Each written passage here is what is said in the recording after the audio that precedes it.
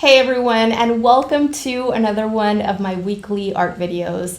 I hope you're having an amazing day wherever you are in the world, and thanks so much for joining me on this one. I have something different and special planned to share this week, and I hope that it provides you guys with value and inspiration. So a little bit before hitting the 17,000 subscriber mark on YouTube, I had promised to film my third ever Q&A video answering you guys' questions that I collected as a celebration for hitting the milestone. I'm almost about to hit the 18,000 subscriber mark and I still hadn't done it. So I thought it was finally time to collect you guys' questions via my social media and different platforms and just sit myself down and film this for you. So what I did was I collected questions that you guys sent via Patreon, via Instagram, via Facebook and my Facebook group, and also via the YouTube community tab. I'm going to be trying my best to answer as many questions as possible, but if you have any more questions on any of the topics that I'm going to be talking about, please feel free to leave them down below in the comment section and I'll do my very best to answer them in there or add them into a future Q&A video. The list of questions that I've compiled really encompasses a whole range of different art or art life related topics, from art tools to how to move past that ugly stage when you're creating an artwork, to art business related questions, how to make the jump from using or following tutorials to creating original artwork, editorial illustration, what exactly my income streams are as an artist, how I make a living as an artist, equipment that I use to film my videos, and much more. And I'm going to make sure to leave timestamps down below for you in case you like to skip to a specific question or skip over a certain part of the video. During this video, I'm going to be sharing different drawings and paintings that I've been working on so that the video is a little bit more interesting to watch and you're not just seeing my face. I'm first going to get started with the questions that Patreon community members made. And the first one is from Patty. Hey Patty. She asks, how do you make money as an artist? So I have been working as a creative professional for quite a while now. I'm in my late 30s right now, and I have been working creative jobs, whether regular full-time jobs or my own business, all this time ever since graduating from art school. In the beginning, I was working regular full-time jobs, first as a graphic designer at an advertising agency, and later on, I worked for many years as head art teacher in a school environment. And when I was an art teacher in that school is when I started building my own art business on the side. And ever since the beginning, since I started my art business, I was always teaching. Teaching has always been a component, a part of my art business, and something that I'm very passionate about and something that I'm really looking to continue doing until my dying day. However, when I first started my art business, I was doing many things that I do very little of at this point because it took a lot of experimentation with different income streams and trial and error and getting to know myself as an artist and what I wanted and what was my path or paths that I wanted to continue delving into and growing in, and really understanding what I wanted for myself, because there are so many things that you can do as an artist in order to make an income, especially nowadays. In the beginning, I was doing lots of commission work. I was participating a lot in local art events and setting up my booth and whatnot. I was also really interested in showing my work in galleries. You know, all of these things that right now I am not that interested in anymore. I have found ways to make an income that I enjoy way more. I can tell you for myself, I don't enjoy commissions very much. I don't enjoy that process. I left the graphic design space precisely because of that lack of creative freedom. My original designs always ended up being changed, so much so that at the end, I didn't even feel like they were my own designs anymore. My experience with taking commissions reminded me too much of that. That is why nowadays I rarely take commissions. I'm very picky about the commissions that I take, and I'm so grateful that I'm at a point at which I can be picky about it. I only take commissions that I feel I'm going to enjoy and where the customer or the client is showing that they actually enjoy my art style, that they respect the creative process and all these things. Otherwise, I just won't take it. Today, I continue selling my work, but it's more so work that I just create on my own because I want to, and I share it, and then people reach out asking if I'm selling the piece or if I'd be willing to create a larger version of the piece or a version of the piece that is slightly different from the one that I shared. I sell some art prints, and if there are very cool art events locally, I consider participating. And a large portion of my income every month comes from educational services that I offer. And these educational services and pieces that I'm now working on that I offer are mostly online now. I have one-on-one students that I teach online. I have my Patreon membership that I'm constantly creating exclusive classes and tutorials for. I have courses that I'm sharing via Skillshare and Gumroad and other places. And what I love about teaching is that there is a lot of creative freedom in that. You get to actually choose what you want to share, and you get to present it in the way that is true to you. And you get to create whatever artwork it is that you want to create in order to teach that technique, in order to teach that topic, that fundamental, whatever it is that you want to teach your student. You can teach through creating artwork that you enjoy working on and the type of work that you want to continue growing in or through. And so that for me is something that I want. I want to continue growing as an artist in my own way and with the mediums and topics that I am interested in while contributing, while providing value to others through my work. And I am always fully transparent and thorough with the classes, the tutorials, the content that I share. I've never been scared of people stealing my secrets or whatever it is, because I know that every single artist, every single hand, every single brain is different. And even though I am sure that there are many artists around the world creating art that is similar to mine, there is always going to be something different in that art, because different hands, different artists made those pieces. And I'm also constantly creating free content and tutorials and classes that I share online via YouTube and my Facebook and Instagram and all of these things, which also make a portion of my income. Aside from that, I make a little teeny tiny portion of affiliate income through Amazon, through clickable links that I add to my videos, and also to other courses that I share, where I share about my favorite books and specific art supplies that I enjoy using. And that is how I make an income as an artist nowadays. Moving on to the next questions, and these were asked by Connie. Hey Connie. She asks, do you prefer to paint white fur or black fur? And I'll move on to other questions from Connie in a bit. So to answer that question, honestly, both. I think both of them come with their own challenges. I'm thinking that you're asking about watercolor specifically because that's mostly the medium that I create classes and tutorials on.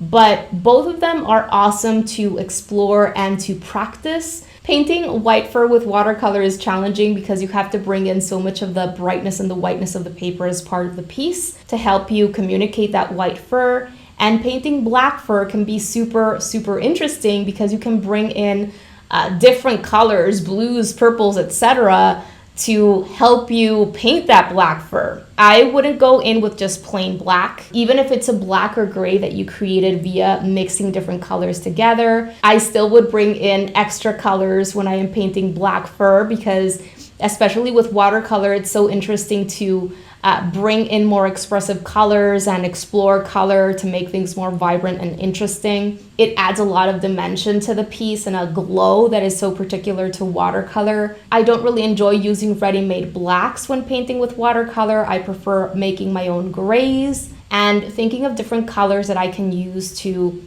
add vibrancy while creating that sense of dimension and 3D-ness and depth in the piece. Connie also asks, in terms of color palettes, what is easier for you? Painting with a limited color scheme, like with 2 complementary colors, or with many different colors, like 5+ colors. I really enjoy using a limited color palette. I am a big proponent of split primary color palettes, so having a warm and cool version of each primary in your palette, plus maybe a few different convenience colors and neutrals. But really, you can create amazing paintings with like 8 different colors. And it's great to use limited color schemes since the beginning because you get so good at mixing colors and understanding color.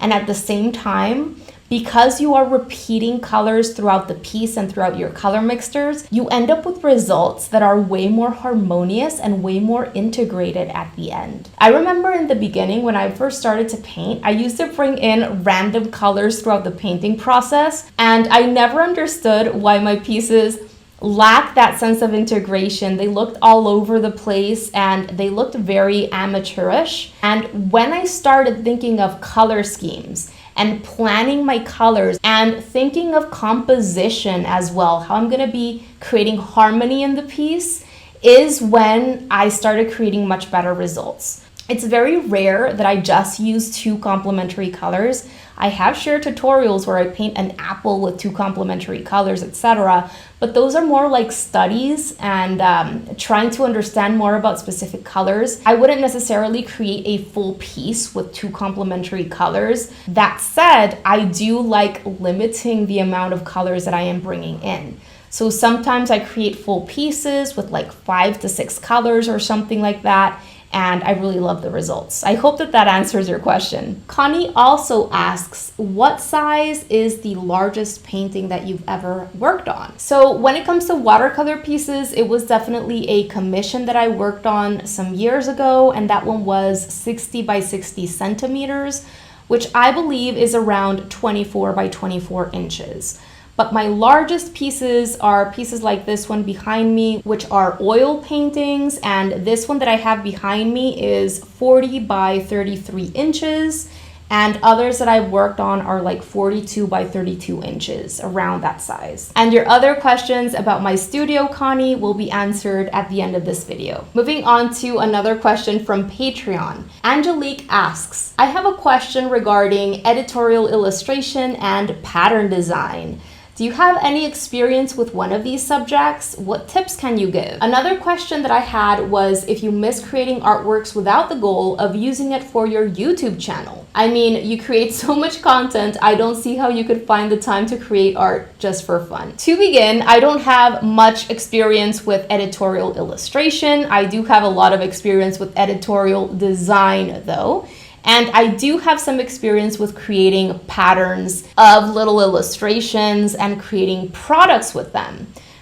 In the beginning, I experimented with setting up a Society 6 shop, for example, and using my little chocolate illustrations or little flower illustrations and editing them in Photoshop and creating a pattern and placing that pattern on tote bags and stickers and t-shirts and coffee mugs and stuff like that. 2 artists that I would highly recommend checking out if you're into editorial illustration, and I know that you're gonna enjoy them because they do a lot of food illustration, are Kendall Hillegas. She has so many super helpful YouTube videos that you can check out.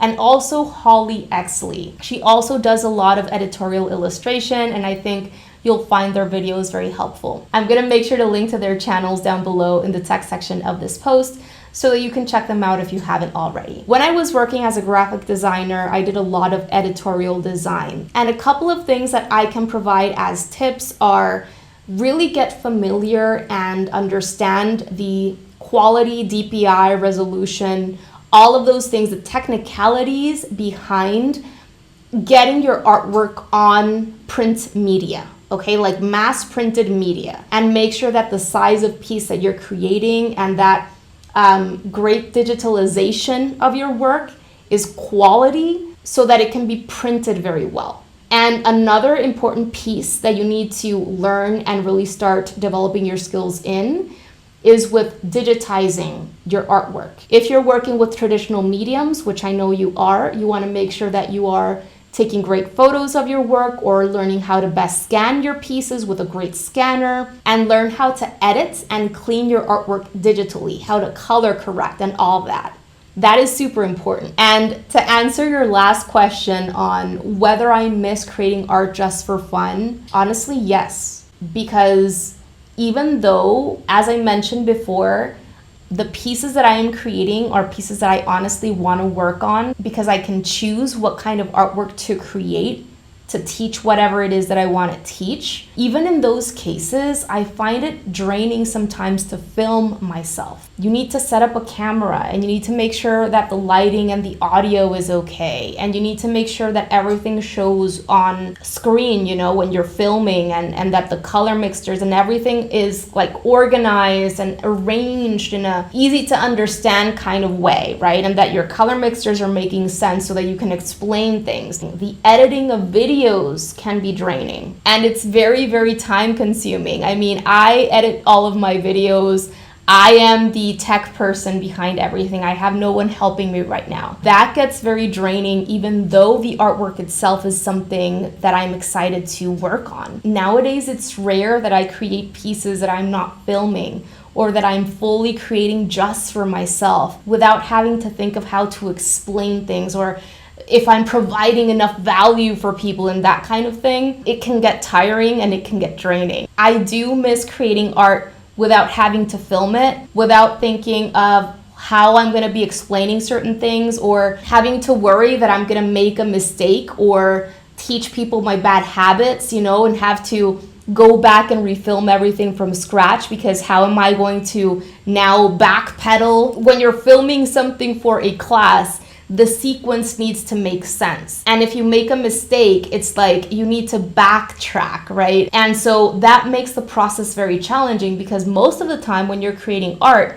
you come at a point during the process that, you make a mistake and you need to work around it. You need to use your critical thinking skills to think of how you're going to correct it or make the mistake less visible. And that is completely normal. But when you're filming something to teach a class, that kind of thing can be an issue, because you're teaching people step by step. And so if you make a mistake, unless it's a small one, but if you make a mistake and you need to add extra steps, all of a sudden it's a different sequence, right? And you don't want to confuse people. So that gets a little bit draining. It's a different day now. Shh. Sorry for the light change. I had to go and teach a class yesterday, and then when I came back, it was just too dark to keep on filming. So this is the following day. I'm gonna just pick back up where I left off. But to finish answering your question, Angelique, it definitely does get hard to set aside time for art that is purely for my own enjoyment, that I'm not filming, that I'm not planning on turning into work in some shape, way, or form, especially because I am building a business completely on my own. And I knew that since the beginning. I knew that it was going to be a challenge. I knew that it was going to take time. And I chose to make my art and my art skills my way to make a living. It was my choice, and I honestly don't regret it. I would absolutely hate having to go back to a normal full-time job. Even with the challenges, I honestly cannot imagine doing anything else, or anything else making me as happy as I am right now. Hopefully in the future, I'll be able to make more so that I can pay for an assistant, and they'll be able to take some of this work that maybe I don't have to be doing myself, like answering emails and posting on social media and stuff like that. And I'll be able to have more time for personal pieces just for enjoyment. Okay, moving on to the next question. And this one is from Catherine, who is also a Patreon community member. She asks, what's the best way to handle the situation when you're halfway through an artwork and you're not really sure whether you like it or not, and you're debating if you should continue with it or just scrap it? The first thing that I'm gonna say is I never, ever throw away any artwork so that I can remember things that I want to improve on. This is key for self-evaluation and in order to set goals for yourself to improve on weaknesses and even enhance your strengths as an artist, which I'm sure you have as well. It's always so important that at the end you acknowledge what you did well, and what are your possible areas of improvement. That will help you set better goals so that you can move forward with greater focus and make faster progress. But another thing is I never scrap my pieces because, for example, if I'm working on a watercolor piece and I don't like how it went, I always use that watercolor paper as scrap watercolor paper for future pieces. I'm sure you've seen watercolor tutorials of mine where I have scrap pieces of watercolor paper on hand in order to choose my colors in the beginning of the process, in order to test out colors and consistencies along the way. I always have scrap pieces of watercolor paper on hand. Once I've used those scrap pieces of watercolor paper and they have been used on both sides, then I throw them away. To answer your question, you come to a point at which you just understand that almost every single artwork goes through an ugly phase. And you understand that you need to push through the process. And I think it takes really going through the process of building something from scratch multiple times over and over and over again so that you can really see how that is a normal part of the process. You'll also move through the process with more faith in yourself because you'll have shown yourself that you were able to finish pieces before. You were able to tackle little mistakes. You were able to just use your critical thinking skills to see the piece through, whatever it is that you needed to do. And another thing is that we are usually very critical of ourselves and we are very close to the piece when we're working on it. So much so that our mistakes seem incredibly huge to us. And if we were to ask someone else, 90% of the times they would probably not even see those mistakes. Usually when you're seeing artists create pieces online, you don't even see their mistakes, but I assure you that they do. It's just that they don't give them that much importance anymore, and they know that if they continue pushing through at the end, that little mistake is not even gonna be that noticeable anymore. I'm gonna make sure to leave a link to a video that I created some time ago that I think I called Pushing Through the Messy Middle or something like that, where I go much more into depth into this topic. That'll be left down below for you in case you'd like to check it out. Whenever I arrive at a point in the process where I've made a mistake that has snowballed into this huge glaring mistake that I'm not going to be able to make less noticeable, that is just too huge of a mistake, that it's going to take me less time to start back over from scratch than to finish the piece, that's when I consider stopping and starting all over again. There have been points in my journey where I just stop and decide to not continue with the piece on hand, but that is either because along the way I discover that it's not something that I'm enjoying, it's an art style that is just not me, or a subject that I'm not finding interesting, I'm not connecting with the process, or maybe I decide that the composition is way too hard for me in that given point in time in my journey.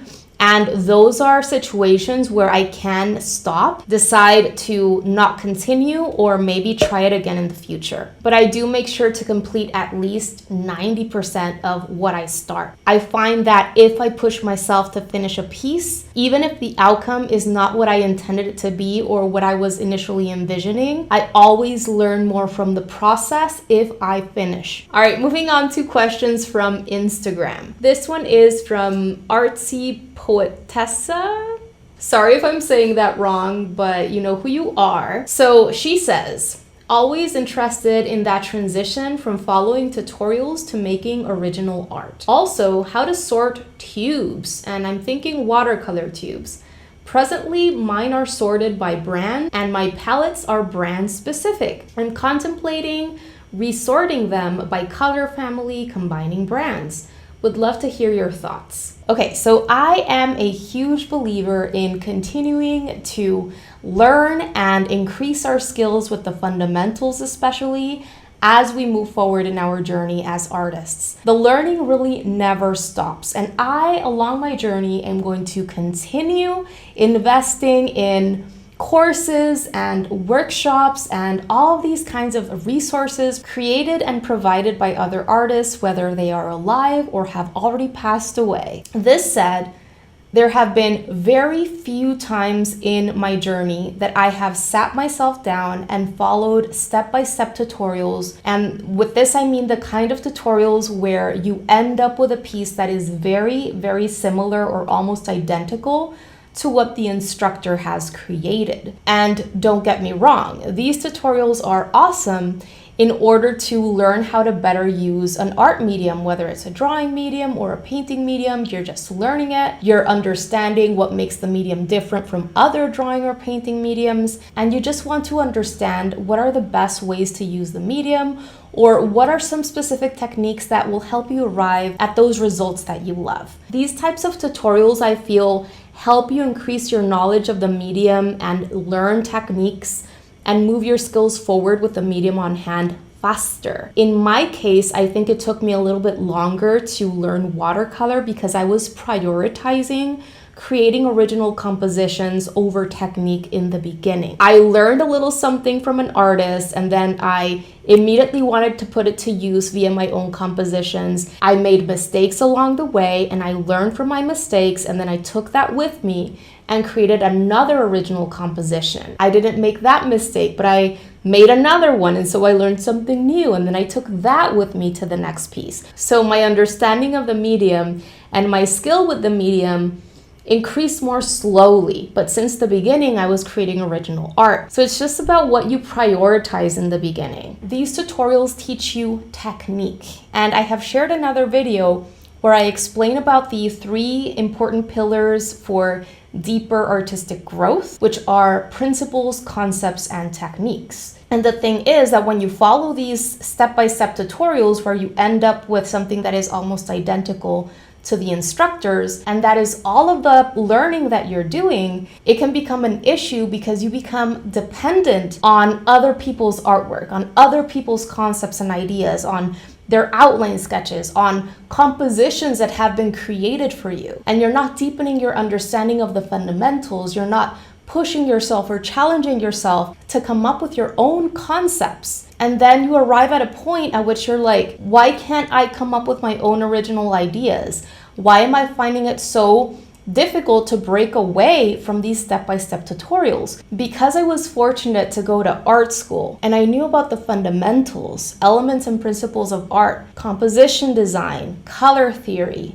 perspective, 3D form, light behavior, all of these essential things which would be principles, not techniques. I knew that they were super important since the beginning, and because I've always been the kind of person that likes doing things my way, since the beginning, I kind of understood that as long as I was deepening my knowledge and practicing with the fundamentals in my own way, I would be increasing my skills. And yes, I was taking in a lot of information from other artists in the form of books, workshops, videos, and I looked for classes where the instructor was actually encouraging me to do my own thing or to change the composition, or they were giving prompts and you were supposed to come up with your own concepts. Since the beginning, I've been creating original art. So I hope that that makes sense. I would highly recommend checking out that video where I explain about the 3 pillars. I really do think that if you stem from an understanding of the fundamentals and the difference between these 3 things, you'll know how to balance things out more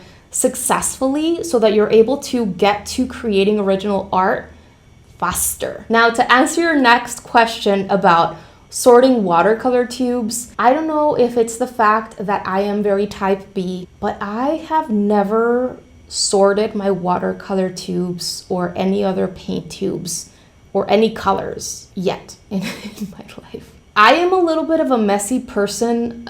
Organized chaos is what I would call it. When it comes to mixing brands, I do that. I have a palette right now that has a mixture of Daniel Smith paints and Winsor & Newton professional watercolors, and that is fine. It's fine to mix brands as long as the quality is similar. I would never mix 2 brands that are like one is student grade and the other one is professional grade. I would never do that, but I think it's okay to mix brands that are similar in quality. I'm sure there are many watercolor artists out there that are way more organized than I am. So sorry that I cannot give you any tips in that area. I really find that as long as it works for me, I don't have to have things be super pretty and organized as long as they're functional for me and they get the work done. Moving on to another question from Instagram, and this one is from Bob ST86. And Bob asks, how do you feel about constantly changing algorithms and current slow growth on social media? Have you ever felt stressed with YouTube? I started on social media pretty late in the game. I started on Instagram, for example, very much after the Instagram golden days where you grew super fast.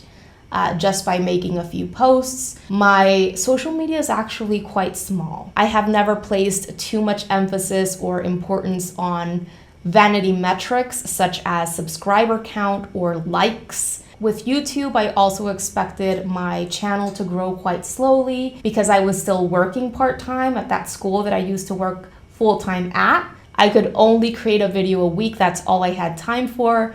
And I knew that since the beginning that was not optimal in order to grow fast. Since the beginning, I've been very realistic and practical about how I approach social media and what I expect from social media. I wanted to actually be doing the work, so creating helpful content, teaching classes, creating art.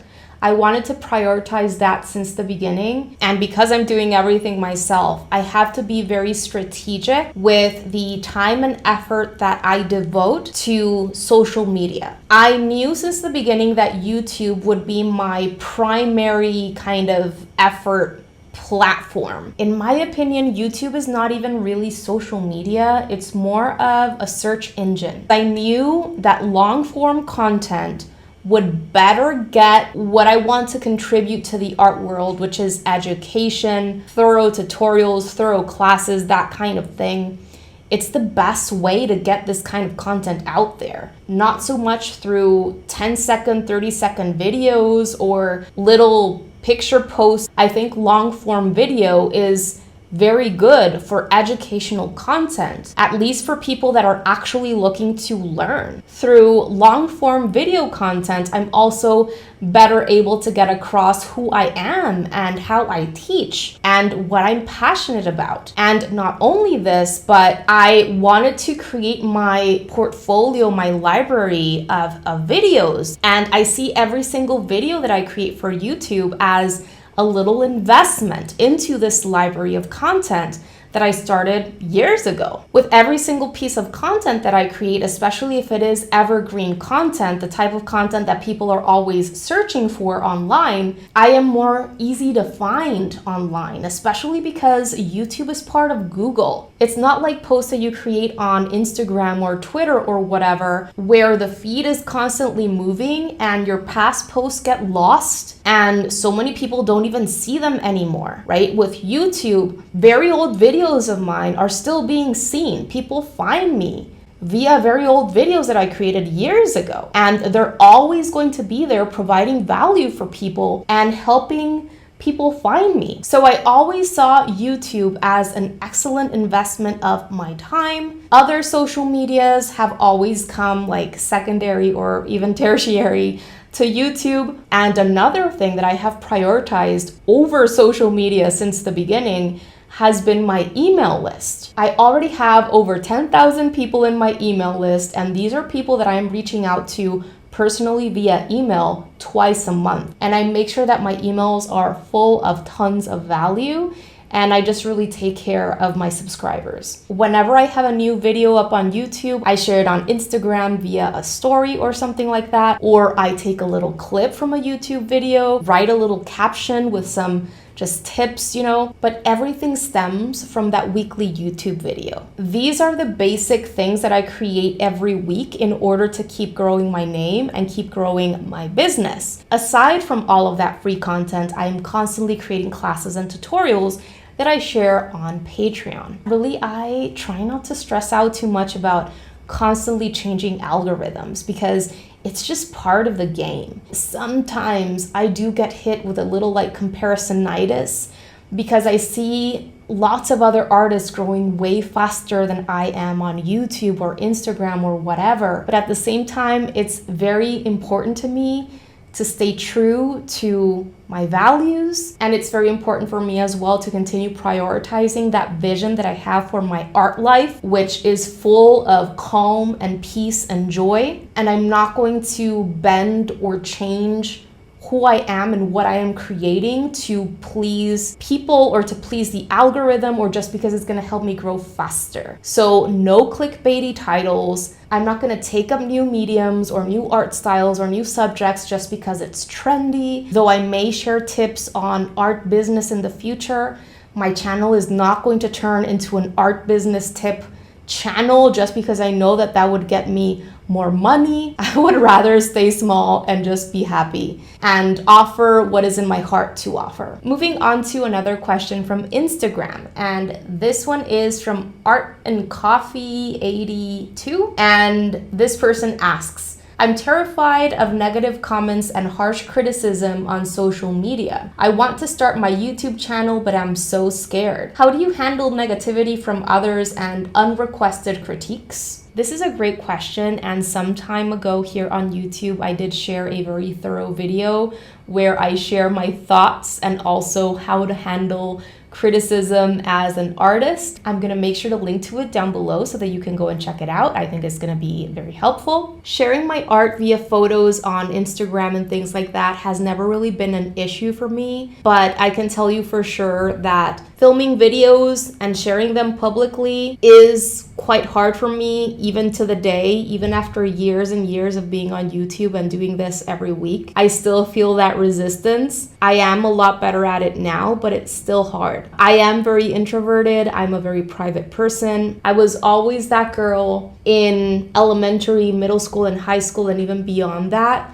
was afraid of being called on by professors and was afraid of saying something and looking stupid or being thought of as dumb. And I'm just saying this so that you can get an idea of how it's very stressful to share my thoughts like this, and it's also stressful to share my process and my art, especially via video, in a public setting where everyone is able to input their own 2 cents, whether it's positive or negative. But I have accepted that putting myself out there and being vulnerable and sharing my thoughts is very important in my journey. It's a key component of growing as an artist and growing your name and actually being able to make a living doing what you love. I've just accepted it as something that I need to continue doing alongside all these things that I love doing if I want to succeed as an artist. It's not all going to be sunshine and rainbows. I know that sometimes it may seem like these artists that you see online have such a dreamy life and it's all super romanticized. So check out that video, highly recommend, and just know that you're gonna be fine. There are gonna be people that like you, there are gonna be people that don't. And the fact of the matter is that if you don't put yourself and your work out there, the people who would connect with you and your work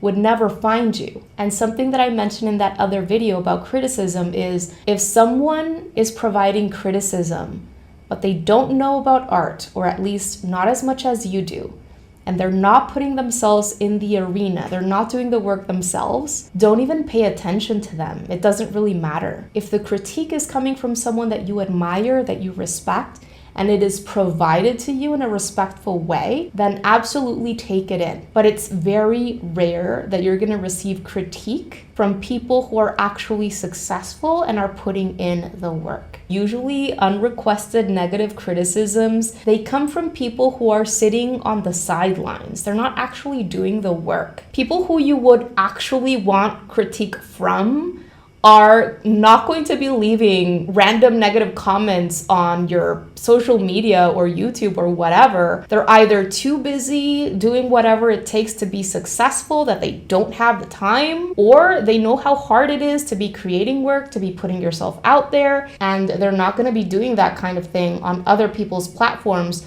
who are trying to grow. Another question from Instagram, and this one is from City Lights. And they ask, I've been following you for years and I'm impressed by how consistent you've been able to be. Thank you. And their question is, how do you manage to stay productive and avoid burnout? I've created a full workshop on time management and goal setting for artists that I shared some time ago. I'll make sure to link to it down below. I can tell you that it's been a very long journey for me in this aspect, learning to manage my time, especially when I went off on my own and started my own business and started working from home. It was really a process. Before, I never used to set goals. I was super bad at managing my time, but goal setting has been monumental, especially setting SMART goals. I explained all about SMART goals in that workshop. Learning to say no, prioritizing, and aside from that, always, every single week, and if possible, every single day, making time for my mental and physical well-being. Your mental and physical health is the foundation for everything else. It's because I prioritize eating well and exercising and taking breaks and sleeping well and all these things that I'm able to stay productive during the day and I'm able to stay focused. Moving on to the next question, and this one is from Facebook. Emily asks, I would love to know what kind of equipment you use and recommend for filming. Thanks for all you do. In terms of the camera that I use to film my tutorials, I use this Canon Rebel T4i. It has a special lens on it, and I am so fortunate that I was gifted this camera by my stepdad. The microphone that I use is a Blue Yeti. To mount my camera on my desk, I use this arm from Manfrotto that I got via Amazon. It's very good. It has a clamp over here, and you kind of go like this, get it on your table or desk or whatever, and then you tighten it, and you can really change the angle and everything. I like having my camera directly overhead right above me so that the image is kind of at a flat lay view and I can show you everything as clearly as possible. And I also sometimes use this tripod for filming as well. This is just from Amazon Basics, and it's for times where I'm going to be filming kind of over my shoulder or kind of a talking head video like I'm filming right now. Aside from these things, I have a simple ring light that I also got via Amazon, and I'm gonna be receiving this week a couple of LED lights, which I'm gonna be placing kind of on either side of my work as I'm filming, which will hopefully help improve the lighting in my videos, which I'm super excited about. Because throughout all of this time, I've just been using natural light, and it's kind of stressful because the light temperature and intensity changes during the hour or 2 hour or 3 hour long drawing or painting process that I'm doing. And it's also very limiting as well. It gets stressful because I need to make sure to film at a certain point in the day because I'm going to be running out of natural light soon. And that's always very stressful. Also, in overcast days or days when it's raining and it's very cloudy out, sometimes I just don't have enough light. And that's really all I use for filming my videos. On to the last 3 questions, and these were collected from the YouTube community tab. This first question is from SC Crespach. How do you approach a new medium, or do you just stick with the ones you know better? I like to try new things, but it can also be frustrating. On the other hand, trying new mediums constantly means I'm not mastering the ones I already know. You're very, very right in that the more mediums you use or the more scattered your efforts are between a whole range of different mediums, the more slowly your progress is going to come with every single one of them. By limiting the amount of drawing or painting mediums that we're using or focusing on just 1 or 2, you're going to be able to make much faster progress. I know that there are a lot of people out there that, just like me, are interested in a whole range of different mediums and different subjects. I consider myself a multi-passionate artist. I love sketching with graphite and pen and ink. I like painting with watercolor. I like watercolor pencils. I also paint on canvas with acrylics and oils. And I used to do many other things, but there came a point in my journey where I decided to focus on just a handful of mediums. So my priorities nowadays are watercolor and watercolor pencil, graphite and pen and ink. Everything else is just something that I'm doing from time to time or something that I'm doing just for myself. It really all comes down to yourself, what you enjoy, what your goals are, if you're doing it just for fun or as something more serious that you really want to grow your skills in. And if so, I would recommend limiting the amount of drawing or painting mediums that you're practicing with. I just shared a video where I explain about how through limiting yourself and setting parameters for yourself, you can grow a lot faster than having a whole range of different options available to you. Sometimes that leads to a very scattered and overwhelming just feeling because you have so many different options. I'll make sure to link to that video down below so that you can go and check it out. But if there's a medium that I want to learn about and I have time for it, I would definitely look for specific artists that are creating tips or tutorials or sharing their process, and learn about the medium, learn about what makes that particular medium different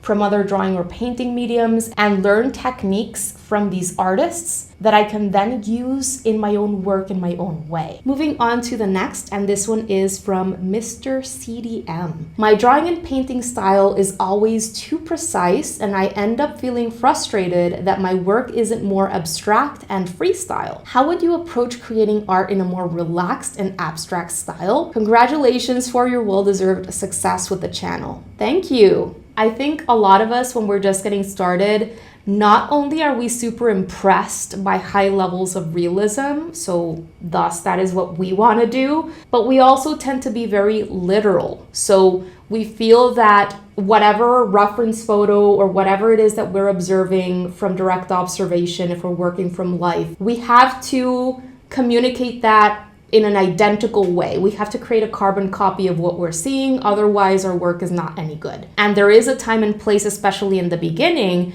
when we're just learning about light and shadow or light behavior or perspective, 3D form, all of these things, where we want to do studies that have higher levels of realism, right? But once we understand the fundamentals and we get to a certain point where we want our work to actually transmit or represent who we are, we want our work to be an extension of ourselves, we want a lot of ourselves to be in our work, we have to create our own compositions and always think of how we can bring more of ourselves into our work, whether it's via making compositional choices. So for example, changing the colors that you're seeing in order to transmit the mood, message, idea, or story that you're wanting to transmit through your piece. Or you can decide to take things out or to bring things in from other reference photos. You can also make decisions in terms of specific techniques that you're going to be using, specific tools that you're going to be bringing in. All of these choices are going to help you create work that is yours, that is unique, because you made all of these decisions along the way. If you're just taking a photo and attempting to copy it, especially if the photo was not produced by yourself, and it's not your own composition, and you're not thinking of how to change things, and you're just trying to create a carbon copy of what it is that you're seeing, then you're not allowing yourself the time and space to make those artistic choices. So that's number one. But if you're looking to become looser and more expressive, a key type of practice that I would recommend would be timed drawing or painting. Time yourself for 5 or 10 or 15 minutes or even 20 minutes. Start with 20 minutes and then lower it to 15 and then 10, right? Limit the amount of brush strokes or just pencil strokes that you're creating. Practice saying more with less. Use larger brush strokes and look at the big picture. Instead of being so literal and trying to get in every single detail, ask yourself, what is it that matters most in this composition? What do I want to describe more? What is the visual hierarchy? I always talk about working from general towards specific. So work on the general first. Work on transmitting that structure or on communicating the focal point first. Then go ahead and continue on to the things that are less important, such as little textures or things like that. Leave that until the end. Focus on what matters most in the composition. Okay, and the last question is from Mike Stewart. I would like to see more discussion and how-to videos on drawing with colored pencils, such as layering, blending, etc. Thanks for all you do. You're welcome, Mike. I'm always a little bit confused when I receive requests on colored pencils or questions on colored pencils because I've never shared tutorials on regular colored pencils. Watercolor pencils, yes, but colored pencils, no. I have shared a couple of classes on quick colored pencil studies like regular Prismacolor or wax-based colored pencils.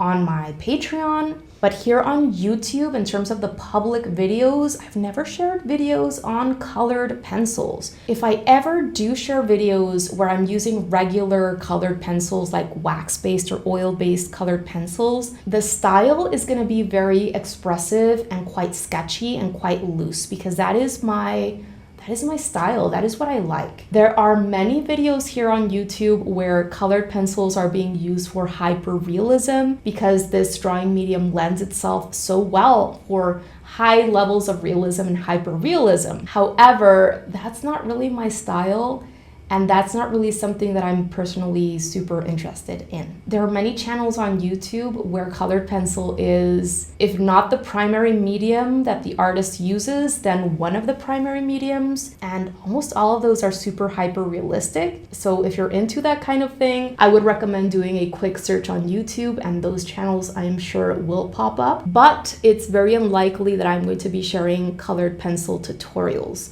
at least in the traditional sense. And I'm just being real, I'm just being honest. As I said, I want to stay true to who I am. I want to stay true to what my heart is telling me to do, and I just wouldn't enjoy that. So I do want to continue providing tons of value for you guys and making awesome tutorials, but I have to be interested in the medium and the subject. Otherwise, I'm just not gonna do it.